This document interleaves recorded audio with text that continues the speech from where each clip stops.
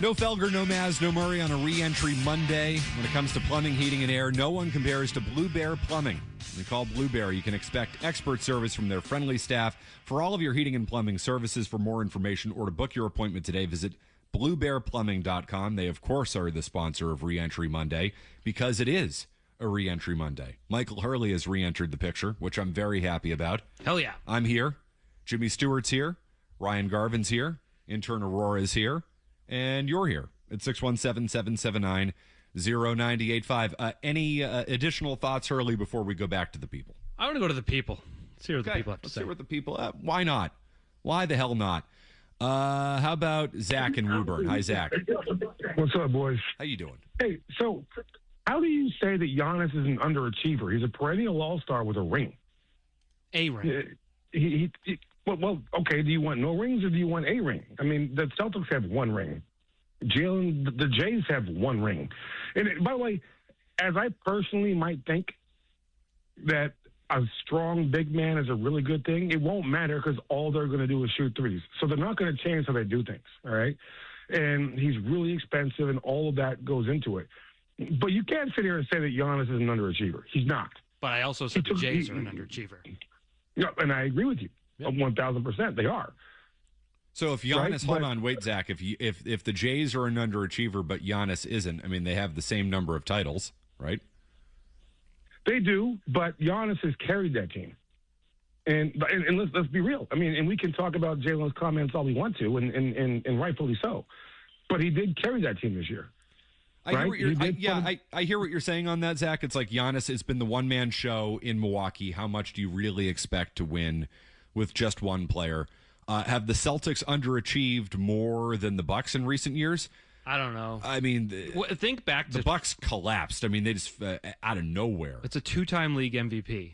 Think back to 2021 in June. You're like, this guy is about to win 5 titles. Right. He has not sniffed it. No, he hasn't even come close to it. And in fact, I think he's gotten worse. And as the league has gone on as the league has become more and more 3-heavy, he still can't shoot it.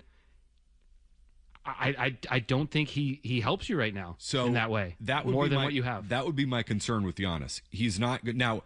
That would be the best offshoot if you get a guy who can't shoot threes. And then that forces you to play a different style of basketball. Not that Joe Mazzulla is ever going to play a different style of basketball. And I mean, Brad Stevens, believes in this style of basketball too. Maybe he's not as zealous about it as Joe Mazzulla, but I mean, Stevens is 1,000% on board. He's always brought in bigs who can stretch the floor. So this is where Giannis does not fit with the Celtics, which is why I want it to happen, because it's like, all right, go get this guy. You're going to try and force him to play somewhere, some other style. Well, now we know how even more stupid you are. I mean, we know how stupid this philosophy is. If you're going to try and pigeonhole Giannis into this, square peg, round hole him into this type of basketball, that's not going to work. And it sounds like you really won't have to worry about figuring all that out. Doesn't sound like he wants to come here. I'm not quite sure if I buy that. Jimmy, I don't know if your phone has told us anything about Giannis. I mean, we played the Windhorst cut a few minutes ago where he hasn't heard anything about Giannis having the Celtics on his list. What do you believe in all of this? I mean, I think the Celtics would be interested. I believe that conversation. What do you hear about this? I believe that there are members of the Celtics organization who at one point in time wanted Giannis and maybe still feel strongly about getting Giannis as a member of the team. And I also believe that Giannis is on the Celtics list. But it's a matter of Miami, Boston, and I think those are the 2 teams that right now are the finalists. Can I clarify, when you say Giannis is on the Celtics list, did you mean that the Celtics are on Giannis' list? I think the Celtics, there are members of the Celtics who want Giannis, and I think there are members of Giannis's camp, maybe specifically, I assume specifically Giannis, who want Boston. Okay. I tend to believe that too. Why wouldn't Giannis want to come here? And maybe it's not number 1 on his list, but he would be coming here to team up with at least one of Brown or Tatum, probably Tatum. It'd be the best player he's ever played with. I think he understands and appreciates the history of the game. I actually do think he's the type who cares a little bit about that. I think Boston's a great fit for him. I do. Now, maybe not stylistically, but if I'm Giannis, Why wouldn't I want to? You want to go here or go to Miami? What about Thanasis and Alex? Because you probably got to get them too. Fine. Bring in as many. They might start Game 7 against Philly. Why wouldn't he want to come here? He said the back end of the bench guys all of a sudden start Game 7s with your idiot coach. Why wouldn't he want to come here? I think we just cracked the code. We did. How about Ronnie in Wyndham? Hey, Ronnie. Hey, what's going on, fellas? What's up? Hey, so yeah, I'm definitely on team Get the Freak.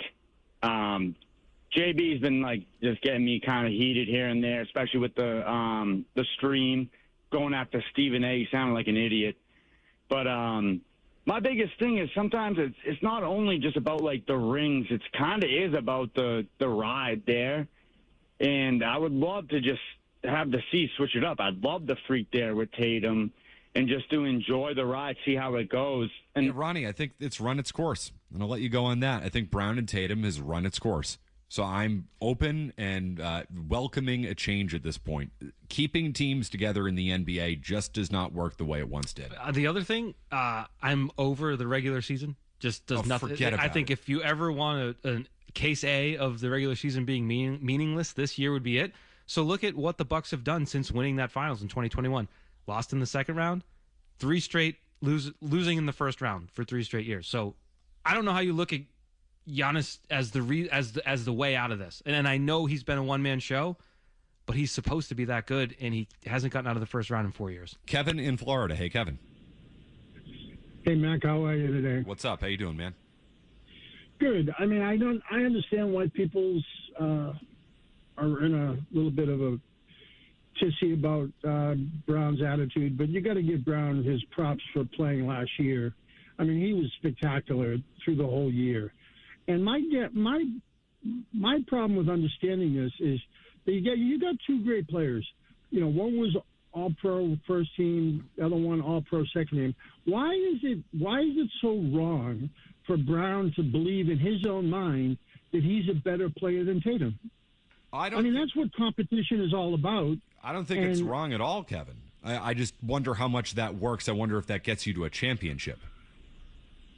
Well, I mean, but the point is everyone talks about Tatum's number 1, Brown's got to be a 2.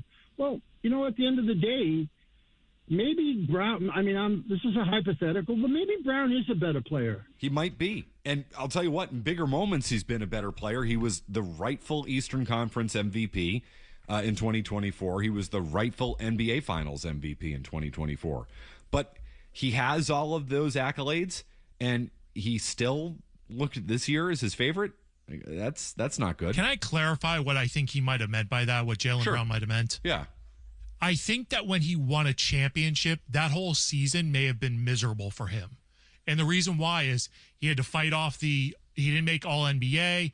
He's bickering with people on the Celtics about play style, things of that nature. It was a really grinded out season for him and Tatum. And sometimes you're successful and you don't enjoy the ride to get to success. And then you fast forward to this year where he's involved more in the play style and creating plays. It took him a while to get to that point, but the reason why he saw it as his favorite season is Jaylen Brown saw it as his favorite season was because he got to grow with young kids. He got to teach. He got to learn, teach the game of basketball to players who may not have been there. And he was empowered to be the number 1 on the team. Like, you can be miserable and win and be happy at being a less than champion. Like, both things can be true. Well, I think that's exactly what he meant, Jimmy. And I think you're but nobody ever puts it in that context, and that kind of upsets me. The timing of it was just uncouth when no one wanted to hear anything great about the season when they blew a 3-1 lead to an inferior sometimes team. People say things that you don't want to hear, and they can be right. That's true. Happens all the time. But isn't it fair for me to ask the question moving forward? Okay, if this was your favorite year for all the things that you just said, shouldn't I question whether it's going to work moving forward? Because you're not going to be the number 1. You're not going to be empowered. And that's not going to change here. Now, we can have a debate about whether Brown is better than Tatum, and I think there's a group of Celtics fans who do feel that way. Trust me, at times, I felt that way too. I mean, undeniably, he's been better than Jason Tatum at times, but that's not going to change. So it's like, if we can't fight that, how are we going to fix this moving forward with Brown and Tatum, and how are you going to get the most out of Jaylen Brown, and how are you going to get the most out of the Celtics if that issue is lingering? Everyone has to be in alignment. How does that happen? Well, if Jason Tatum's the star player, and that's what the Celtics seem to be telling you. He believes more in the 3-point shot than the dunk. That's on the record. That's during one of those in-game promos, game 1 against the 76ers. He said dunk or 3-pointer. He wants a 3-pointer. The coach is going to go along with the star player, and then it goes from there. So Brad Stevens would prefer, he's on the record as saying he would prefer a dunk over anything else, a dunk or a layup. So now you have to get everybody in alignment. Jaylen Brown, I think, wants the best shot possible, which I think is something that everybody wants, but there are preferences. And so the star player, the coach, believe in the 3-pointer. The president of basketball ops believes in the dunk. Jaylen Brown is somewhere in the middle. Get everybody in alignment and let's go forward. I hope you can, as it sounds easier than it actually is on that. I don't know if you can get anybody in alignment. It should be. I have an easier thing. Sure. What is it? Build a better roster. The roster just was not good this year. It was not built to contend for a championship. You go down that. I mean, Derek White falling off a cliff. Favorite to win the Eastern Conference. People make that's people the defensive player job. of the year, Derek White. Yeah, Mr. he Hurley. fell apart in the playoffs. I think he shot 23% from 3. He was a disaster. And you go down Hauser, I think was 4th in. You can upgrade Hauser, you can upgrade Keita, and those are 2/5 of your starting lineup. You're playing Shireman big minutes. You're playing Jordan. All these, you had end of bench guys that you would want to ideally have one of those guys contributing. You had 3 or 4 of them, some of them starting. I think the roster can be upgraded. Well, so this is where I've landed on the coach, because Matt and I have I shocked Matt McCarthy one Sunday morning by telling you how great Joe Mazzulla is. Joe Mazzulla, great regular season coach. Playoffs, a lot to be desired. Thank you, Jimmy, for finally acknowledging that. And he's got 5 more years here. You know, Jimmy and I, this was a July 5th show a few years ago. So I'm coming in. I'm not feeling it.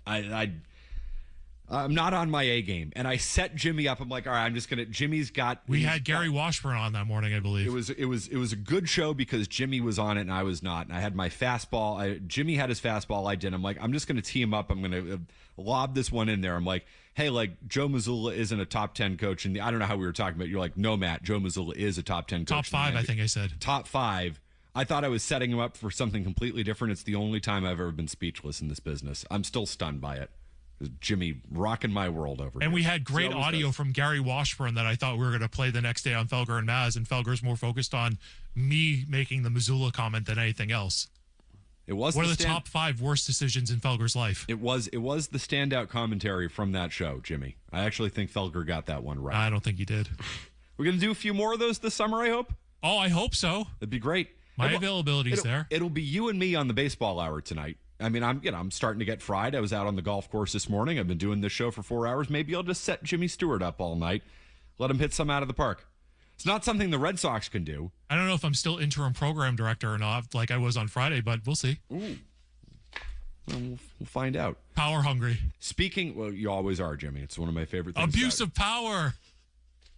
Speaking of power, the Red Sox are apparently looking for it on the market. Some reporting on that today that we'll get to. Your Celtics calls on the board, full phone line, so when somebody drops off, you pick up the phone and join us. Matt McCarthy, Michael Hurley, in for the guys. Jay Stu's here, Garvin's here, hanging out with you. There's nothing that shows me they're going to sell, with their setup right now. I don't think Breslow is inclined to sell. He wants to keep his job and try to prove that this team can make the playoffs. What if he doesn't keep his job? Oh, if he doesn't make it to the deadline? Yeah. I'd be surprised by that at this point. They bring somebody in within the next 7 weeks. So you did the thing. You just did the thing. Did you hear something, Jared, with Mr. Henry in New York for the series? You did the face. Speak up. Wham! I don't know what you mean. By the way, John Henry was only in New York because it's family's weekend. Yeah, Jared Carrabis hinting at a whole bunch of stuff on the Section 10 podcast. Good for Tyler Milliken for asking him, trying to go right after him. All right, what have you really heard here, Jared? I'm assuming we'll get that with Carrabis later this week. Hey, Jimmy, when is Carrabis on the baseball hour this week? I believe he's on Wednesday this week, but we'll see because I think he has Nesson Views on Tuesday. Well, I vow to you this. I'm in for Maz on Wednesday on the baseball hour. Oh, amazing. I will ask him directly and get it out of him. What has he heard on Craig Breslow? I'll threaten him if I have to. Oh, he'd beat me up. Never mind. I'm not He's strong. He's a strong guy. Don't want to mess with him. They could be show muscles. I don't know. Can he fight? No, I think he's a scrapper. Yeah, I would not want to mess. Fair enough. Mess with Jared. The only thing in that clip is I think it was Steve saying, you think they might bring someone else in. You can't bring the only way Breslow's out is if you commit to the fire sale. I still have trouble believing they're going to do that, even though they should. I'm not convinced. We had some reporting earlier today. Buster Olney went on EEI and said that ownership is involved with talking to other teams in pursuing trades. Can't feel good to be Breslow right now. Between the Globe article, between Theo coming out of the woodwork, and you hear the owners talking deals. If the owners are talking deals, you think they're trying to buy or sell? There was that report. Where did the report that they're hunting a bad contract come from? I believe that was Buster Olney as well. So ownership would have to be involved when it comes to spending that much money. That's an ownership level decision. They are probably talking to other teams about their bad contract players. Get Rafael Devers in here. No, it honestly, that's a bad contract for you. It makes all the sense in the world. Yeah, what's he doing out in San Francisco? Maybe you could trade Kyle Harris. Oh wait, that's a good contract. Maybe you could trade James Tibbs. Oh no, you can't. You can't do that. Jordan No, he's gone too. Yeah. Huh. They probably don't have anybody left in the organization to trade for Rafael Devers. But if ownership's getting involved, like John Henry's not out there saying like, hey, you got a right-handed hitting second baseman somewhere. He's not trying to find the, diamond in the rough right-handed hitting second baseman. If members of ownership are calling people, I mean, do you think that's Sam Kennedy? Do you think that's John Henry? My guess would be that's John Henry, who's been at pretty much every game this year, was in New York this weekend. No, he's talking to other owners about their terrible contract players to try and go out and make a deal like that. Bregman's got a terrible contract. He does. You think the Cubs have some buyer's remorse on that one, maybe? Booed off the field yesterday. 5 years, $175 million? You know, Hurley. But Bregman has a no-trade clause, something that the Red Sox would not give him. That's a good point. And but Alex he does like Cora it here. is no longer here, so what's the incentive for Bregman to come back? There's no reason for it. Can't get that one. You know the number of people I've had tonight, got some emails. And by the way, you can email mmccarthy98 at 985thesportshub.com. That's mmccarthy at 985thesportshub.com with your submissions for the email of the day. You know how many emails I've gotten today saying, bring Cora back as the chief baseball officer? I've thought of that. That would be funny. That's the job he wanted for the past couple of years, right? I'm good. That's the job he assumed he'd have. I'm good. I'll take a pass. He at least knows baseball. Well, that he does. I will give him that. He at least can connect. I remember that Netflix documentary on the Red Sox? Yeah, last year. Actually, it was pretty good. One of the scenes or moments or clips that stood out to me, you're watching Craig Breslow address the team for the first time in spring training. Kenley Jansen looked like someone... the way a kid doesn't pay attention who's being disciplined or whatever, he was just like, how long is this going to be? How long is this little nerd going to talk? Like, there has never been the disconnect from the players in the front office is so real. I think you do need someone, if it isn't Cora, someone who is an actual baseball person. I don't know who's going to take this job, given how odd the constraints have been for the past, 5+ years. So it's the constraints, but it's more the relationships than anything. Like if you're going to come here, you're getting fired in 3 years, whether you win a World Series or not. By the way, Dave Dombrowski is going to Cooperstown. They fired him less than a year after winning a World Series. That's because he was a little drunk on the championship. He was like, Steve Pearce, you get a deal. Chris Sale, you're signed forever. He just went overboard after the championship, but ownership could have stepped in at that point. Would you rather that or Craig Breslow and Chaim Bloom and the way they've operated? Yeah, I mean... They won 84 games in 2019, and it felt like the end of the world. I mean, they're going to win 74 games this year. Yeah. No, you don't need to convince me that Dave Dombrowski was good for the Red Sox. I don't think we need to convince most people. Hey, Dalton and Dedham, what's up, man? Hey, what's up? How we doing? Hey, what's going on? I heard you hit him pretty straight out there today, McCarthy. No, I did not. Dalton, I hit them with. I know we got moles all over the place at the Brook Meadow Country Club today, letting everybody know what happened, the transgressions that happened out on the course. I'm going to tell you right now. I hit mine with variety and enthusiasm. That's all we got. That's all we have, right? You got that right. What do you got on the Sox? So I just want to talk to you guys real quick. So I know the Red Sox are willing to take on this bad contract. McCarthy, I don't know if you're gonna like this or you're gonna hate it, but technically right now, Brent Rooker is the best option for the Red Sox right now. He's got 5 years left in his deal. It expires in 2029, $60 million. Or you go with the sexier name with Mike Trout. We all know how we are going to feel about this because the Yankees are hot on this trail with the Aaron Judge injury. So who do you want? Because at this point, of course I want Mike Trout. Mm-hmm. But if you look at their numbers, they're not that far off. I think Trout has probably maybe 10 more hits than Brent Rooker right now, and his average is about the same. So, but the Red Sox got to make this move. But what are they going to give up for him? And you can take Marcelo Meyer to Logan Airport tomorrow because I will drop him off for you. Yeah, no. Well, here's the thing, Dalton. You're not going to be able to do that because I will be driving him personally. I would have driven him 2 years ago. I would have driven up to Portland, picked him up when I figured out he couldn't hit a curveball there, and driven him to Logan and shipped him off anywhere. But the Red Sox certainly weren't interested in that. I like Rooker because he hits for power. He hasn't really done much this year. He's batting .200 with 10 home runs. That's still more power than you have most anywhere else.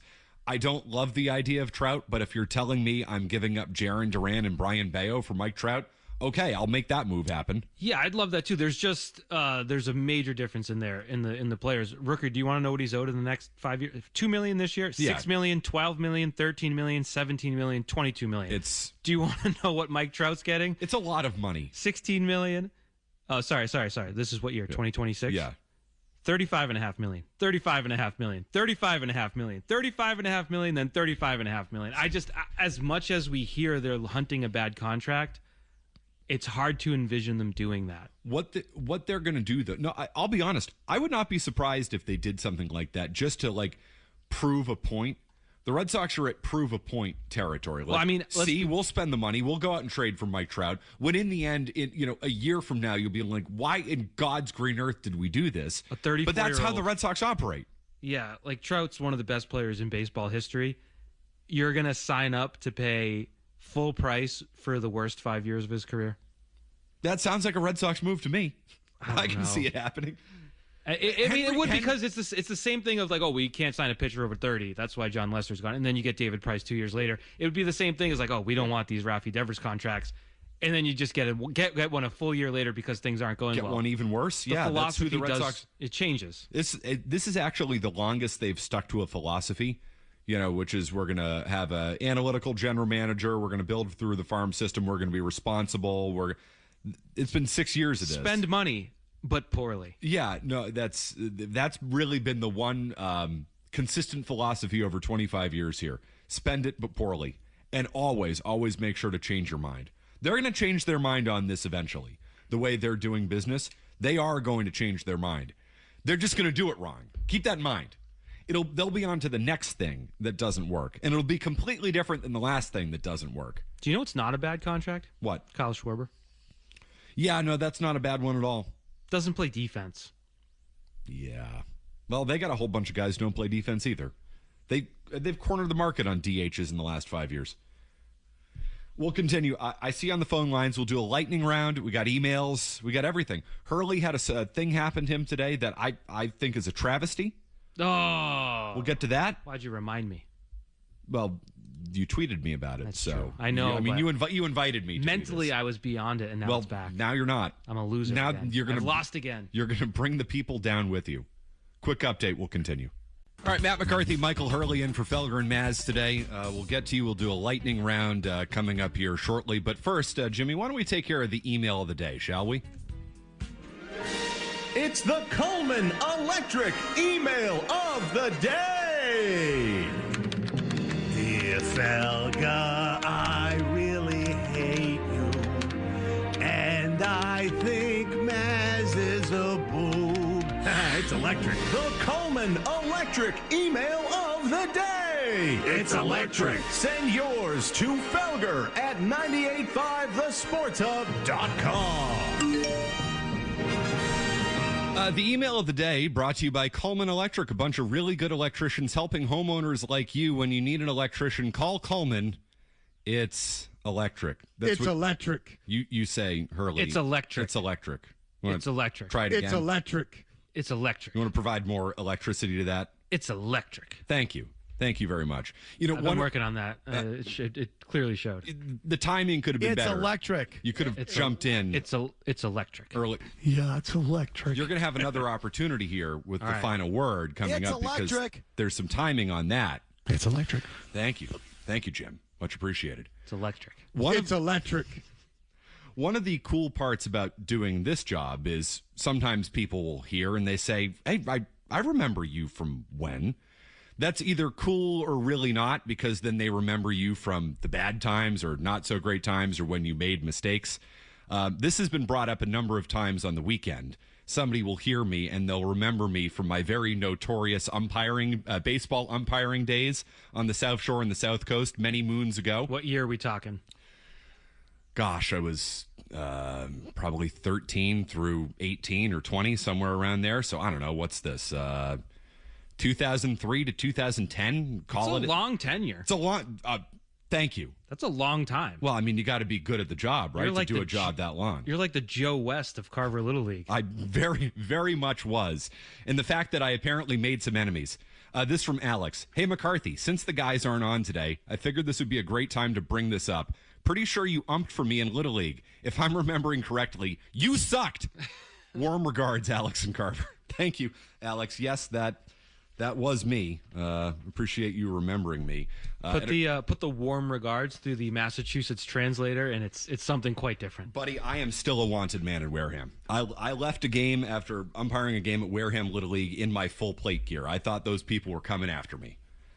They pretty much deserved to. I may or may not have lost a home run in the lights, so that was not great. How do you do that? It was, well, the lighting situation at Wareham Little League, I'm going to say, is not top notch, not where it needs to be. Not professional grade. No, the fence went out and they kind of drew a line kind of thing, and they're like, well, that went over the line. I was like, okay, whatever, send the kid home. Yeah, I forget, didn't like the strike zone that night either. I was, however, reminded of one time a guy called in. I'd forgotten about this. Apparently, this was game 2 of so I guess it would have been 2011, probably the end of my very notorious and legendary career. Went out on top, I take it. I did. This might have been one of the final games I ever umpired. It was game 2 of the Stanley Cup Finals. Apparently, I ejected Carver's leadoff hitter and called the game due to darkness when it was still light out because, I wanted to get home and watch the Stanley Cup Final. Which 1,000% I definitely did. We were swinging the bats that day. Kid looked at a strike. There was a strike based on the zone that was being called that day. F-bombed me on the way back to the dugout. All you need to do. Ran him. Let's go. We're swinging the bats today, boys. Tough game. We got a game on tonight. Tough game, too. Burrows on the wraparound in overtime. That was a quick overtime for you, McCarthy. Did you like that one? No, I didn't. Didn't like the way. 11 seconds. Yeah, no, I mean, did you enjoy that? Better than going 4, nice I guess. and short, huh? It was real short. It's about as quick as I ran that kid. It was that quick a hook. How about a lightning round here, Jimmy, shall we? If wouldn't mind. The lightning round, brought to you by Blue Sky Restoration Contractors. Hurley? It's blue. We're going to work on that. Thank you. You should do like a scream, like a zap every time you get the Jim Murray zap. Sure. You should follow that up with. There's only one Jim Murray. Just as we established earlier, there's only one Mike Felger. There's only one Jim Murray. How about Eddie in East Providence? Eddie. Hey guys. Quick. Yep. Giannis, Jaylen Brown, Jason Tatum, all going to the Hall of Fame, but they want to solidify it.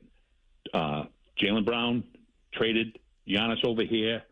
Each one wins another title. Everybody's comfortable. Don't underestimate the Hall of Fame in the background of their heads. That's all. I'll tell you what, Eddie, I think you have a better chance of winning another championship if you bring Giannis in and get Jaylen out of here. Not because and Jaylen's younger and you're giving up something that's a known commodity. I just think the known commodity in keeping teams together in the NBA just doesn't work the way it used to. How about Tony in Boston? Tony. Real quick, Matt, everybody touched on what I was about to say. Listen, I don't know why it's so hard for people to understand that Jaylen,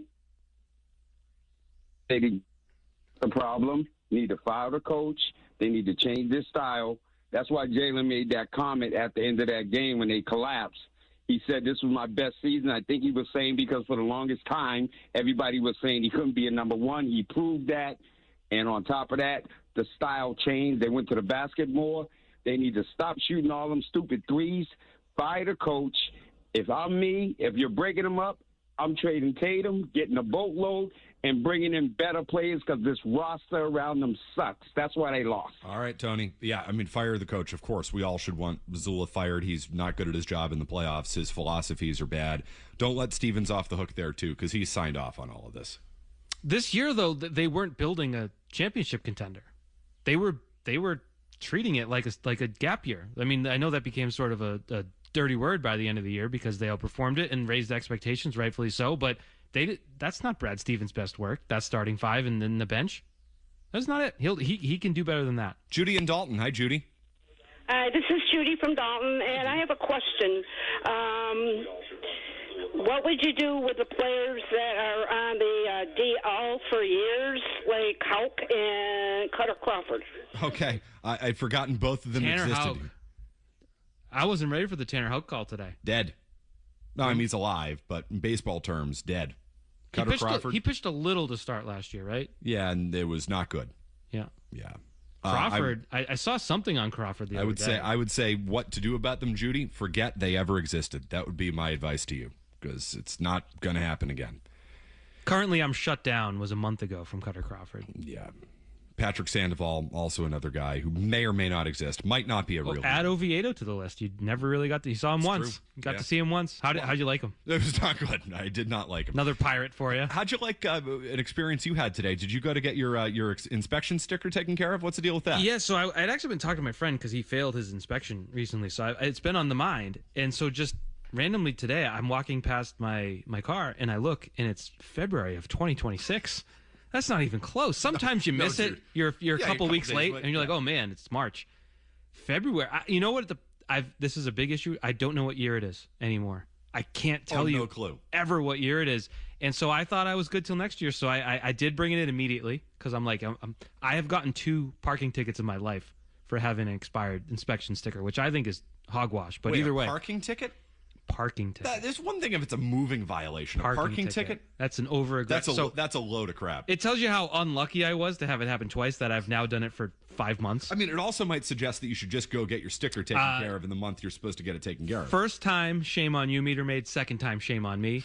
Third time, I don't know what to tell. I don't know what to tell you, but I did. I passed. But unfortunately, it's the biggest scam going. I earned a June sticker. I'm not a day late. I'm not a week late. I'm half a year late. And they gave you. They gave me the 2. They slapped the 2 right on it. I agreed. The fact that they closed this loophole is criminal. It was my 12-year plan. This is Mike Hurley financial advice for you. Every 12 years, you could save $35 by simply waiting a day to get your inspection. If it expires in February, go in March. You get a 3. Next year, you get the April. You're not going to get in trouble. And every 12 years, you got 35 sweet ones in your pocket. No more. They closed it. Think about the investment you could make on that. I mean, what did they say? Somewhere between 7 and 10% in the S&P 500 every year, roughly, give or take. In 40 years, you could get $100. No one else is giving you free money like I am. So the state caught on to my ways, unfortunately. Thank God we have you. We're just here helping the people. I'm a financial expert. Final word comes your way next. Here now on Felger and Maz. It's the final word. Recapping this 4-hour show in 4 minutes, which leads to the question, does it really need to be 4 hours long? No. Well, the final word is brought to you by Town Fair Tire. This is a good opportunity for you, Hurley. Looking for the best deal on tires is only one place to go. Town Fair Tire. The best prices and great free services. Nobody beats Town Fair Tire. Nobody. Crushed it. Nobody. That broadcasting school's really paying off. Nobody. Thank you. Thank you very much.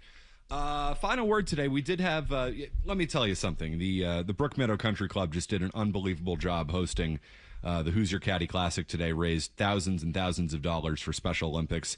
Maz puts this tournament on every year, and it's just great.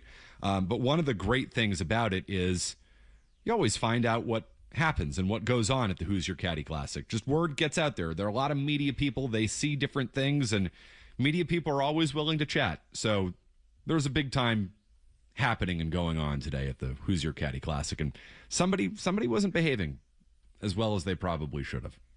Jimmy, we're going to have to workshop as to whether I can go live at some point with the information that I just got. I need to work more sources on this. With what you just told me, I feel like we should hit the breaking news sounder. Apparently, somebody hit a bad shot. They got very frustrated and threw a club. Anthony Maserati made a speech this morning. Yes. Saying respect the golf course. So I'm guessing it wasn't him throwing the club then. On the 18th tee at the U.S. Open, don't hit it off the... Jimmy. Who's emotional? Jim Murray is very emotional. Very emotional. I've never seen Jim throw a club, though, and I've golfed with Jim a million times. Holy, I want to swear so bad. I could see him throwing a club on a good day. Yeah, mother... I know who it is. It's Bart. After taking a beating from Felger on Friday. That's what the show is! It's always the ones you least expect. Because Felger isn't here, Felger is a potential candidate for this because he can't take his anger and frustrations if he had a bad day on the golf course out on the show. Which is what so he normally might have to does. take it out on the golf course. People suck. He must have really golfed very poorly last week, which led to the whole A.J. Brown take all week long, right? I didn't say that. I know, but I can hear a million people. It's a classic whodunit right now, and I think everyone's a suspect. So we are a one-source show here, right? Sure, why not? Quote, text from somebody who was there.